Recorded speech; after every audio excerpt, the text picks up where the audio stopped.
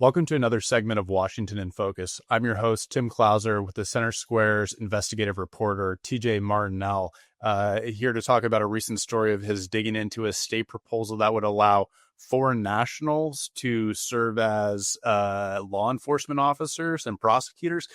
Tell me a little bit about Senate Bill 5068, TJ.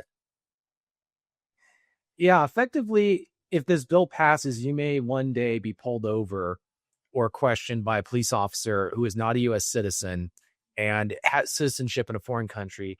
You could, if arrested and charged with a crime, you could be prosecuted partially by a foreign national with no U.S. citizenship in this country under this bill.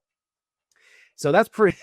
That's how, for people wondering why should I care, it's you could potentially have foreigners enforcing laws in our state. Now, here, let me interject. I know immigration is a pretty hot topic, not only state-wise and federally. Why don't you differentiate a little bit? Who does this allow to work? I know it comes off at surface value that it would be any immigrant. Is it those legally authorized to work? And how would that pan out? It's people who are legally authorized to work here, but I think the issue is what type of jobs are they authorized to do? You know, if somebody's coming here to code or work for a tech company, or they're here on some specialized thing, but that's a whole different ball. If they're working for some corporation, but that's a completely different ball game from working for the state government or working for a law enforcement agency where you get to carry a gun. And that's part of one of the bill's issues is that it's like, what's the firearm policy for a foreign national in our country? And what they effectively are trying to make it is so that they can carry a gun on the job, but the moment they take off the uniform and the moment they clock out, is illegal for them to carry a firearm. So it really raises a question. If it's illegal for them to carry a firearm as a civilian or when they're off duty, why should it be like what changes in that regard? And why would you allow someone like that to be permitted to carry? It just raises the question of what difference does it make at that point? What's the distinction? And so the other thing is that you could have people, and this is a issue that was raised by one of the Republicans on the committee who said, what if these people secretly have ties to extremist groups?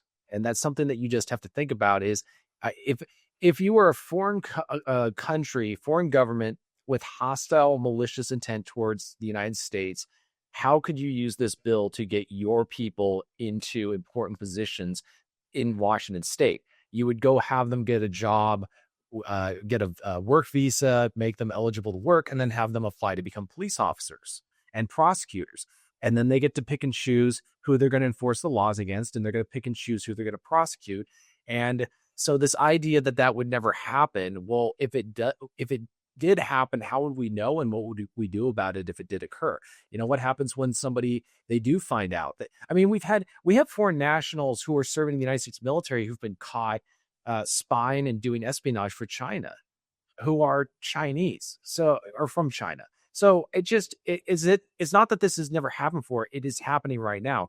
So this really begs the question of why they're turning to foreign nationals to fill in these roles instead of U.S. citizens. And there was a guy who testified, really interesting testimony from a software developer who said that his argument was that this bill is allowing them to bring in people who will work for lower wages than what a U.S. native born citizen or just a U.S. citizen would do. And he said that this is something that tech companies have done, where they've brought in all these people on H-1Bs and other types of work visas who are willing to work for lower wages than Americans, who are then let go or fired, laid off, and then they bring in cheaper labor. And so he's saying that this is potentially what they're trying to do with this bill. I totally see that there going on with a lot of the tech companies, laying off workers, relying on AI, or importing H-1B visa holders to do this work. Interesting, looking at the bill report that was released the other day, it notes that there is prior legislation that allows foreign nationals here legally that are authorized to work to serve in these positions, but it requires them to undergo an adequate background check. And this bill report says that essentially these employers weren't able to do adequate background checks So this bill would kind of give them some leeway to hire applicants. But I think that goes directly to what you mentioned, Representative Brian Burnett bringing up in the House Community Safety Committee, is that, some of these people might be fine. Maybe they're great for the position, but there is a risk that not everyone is properly vetted, and that you could have someone, whether it be ties with an extremist organization or just foreign influence groups and foreign governments, to then serve in these positions and have this domain over U.S. citizens. I mean, it is a, I think one could argue that this is an incredible, I don't know how to use the term. I think conflict of interest, but also think about the political implications. You're having a government bring in foreigners to police U.S. citizens. I mean, this is not to connect them closely, but one of the reasons, and we're on the cusp of our 250th anniversary of the Declaration of Independence. One of the reasons we decided to break away from England is because the British Crown was importing Hessians, which were from Germany. They were mercenaries to come on U.S. soil and fight Americans. So he was bringing in foreigners to enforce the British law on Americans. And we said, okay, as a result of that, we're declaring independence. So this isn't obviously on par with that, but it's the same thing. You're wanting to bring in foreigners to enforce the law on U.S. citizens, and foreigners whose allegiance is not to the United States Constitution. It's not to the Washington State Constitution. Their allegiance is to a foreign government. So how is that not an issue? It's like bringing in somebody who works for Google to enforce Microsoft policies. Mm-hmm. So I don't understand how, if they wanted to fast track a way to have people who are on work visas get their citizenship so that they could then and require them to renounce their citizenship for their other country. So they're only a U.S. citizen and nothing else. And then so that way that they can get these jobs. I could understand a bill proposing that, but a bill that's effectively allowing foreigners to carry firearms and potentially use lethal force against U.S. citizens, enforcing laws on U.S. soil, to me is such a that could be an incredibly volatile situation where you have somebody where they know the person we're trying to arrest them is a foreigner and is not a U.S. citizen, and maybe they don't even think the law should be enforced at all. That could open up that's a powder keg, Wade, and especially with everything going on with the immigration debate right now, like you were mentioning. Do we really want to go to that point? And what happens when the feds get involved with this stuff, or where there's a confrontation with the federal government on some stuff? Again, these are all questions that need to be asked, because once those things end up occurring, it's difficult to backtrack. I know the crutch of this proposal is that, look, Washington State for years has had the lowest number of law enforcement officers per capita nationwide, including behind that of the District of Columbia. So they need to hire people. They're saying, look, we should be hiring anyone that is able to fill this job. But at the same time, I mean, you're incentivized in providing methods for foreign nationals to fill these jobs. Why aren't they putting out proposals to incentivize U.S. citizens and Washington State residents to fill these roles?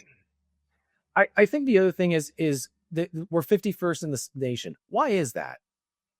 Like, that's the question you need to ask. Is it because, and they say nobody wants to do these jobs, right? One could argue they created the environment and context that no normal citizen wants to work these jobs, and now they're bringing in people they're bringing in foreigners to replace them. And this goes back to what Stephen Schutt, the software developer, is saying, is that they're getting rid of U.S. citizens in these roles. So the argument is, maybe instead of bringing in foreigners to carry firearms and potentially arrest and detain U.S. citizens on U.S. soil, maybe they should be looking at policies that are in place that make people not want to be police officers. Have they done any surveys of potential applicants who, have they done any polls, like figuring out what is the primary reason people don't apply to become a police officer?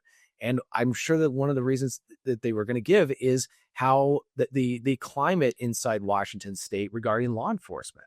Because a lot of and not that there's anything wrong with this, but there's been such a huge discussion for the past 6 years about police accountability and the implications of, investigating police conduct, and, which is fine. That's, obviously want to hold them accountable. But on the other hand, other states have basically rolled out the welcome mat for anybody who wants to be a police officer and made it clear that they're going to be treated well. Is Washington State sending the same message? What message is it sending to people who put on the uniform and wear a badge and carry a gun? That's the question that should be asked. And so, they're saying that the states at the bottom. Well, why are other states not having to hire foreign nationals to fill these jobs? Mm-hmm. One more thing I want to touch on, TJ, before we close. This is the second year that this proposal has reached the legislature in its current form, although it's been amended here and there throughout committee. Last year, it passed the state Senate unanimously, stalled in the House, so it went back to the Senate this year, or at the beginning of this session. But it did pass unanimously last year. Since then, we've seen federal immigration enforcement increase under the Trump administration and a lot of the narratives that go along with that. This time, when it reached a floor vote in the Senate, it still passed, but largely I think it was a party line vote, 30-18 or 30-19. Last year, all those senators voted to pass it. It was a unanimous decision. What happened this year? Why are Republicans reluctant to support it despite doing so last year? I think that my guess is it flew under the radar. And that's what happens with some bills. The Senate Republicans tend to vote differently than the House Republicans on certain bills. And I'm not sure exactly why that is. I just know that it's more of a party line vote with House Republicans than it is with the Senate. Gotcha. So whether or not it passes through the House this time around, I don't know. I think the floor debate and the proposed amendments and the ones that get accepted is going to be interesting. But I do wonder if this bill is going to get challenged legally. And the issue is who would challenge it. Probably some sort of immigration activist group. Obviously not anti or pro, but just concerned about border security and that kind of stuff. Because we'd have to wait until the bill actually passes to know what foreign nationals would be allowed. But what happens if does their work visa ever expire? Mm-hmm.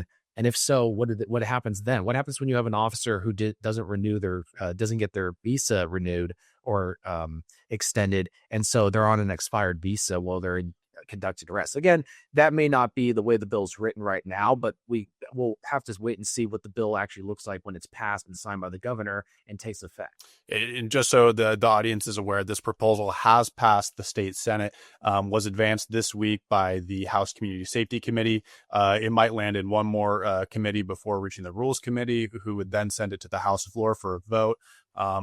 A little less than 3 weeks left in the state session. They still have a multi-billion-dollar deficit to deal with. We'll definitely keep our eyes on this as it continues and potentially reaches the House floor for a final vote. But TJ, thank you for covering this. And for anyone hoping to catch that article, you can read it at thecentersquare.com.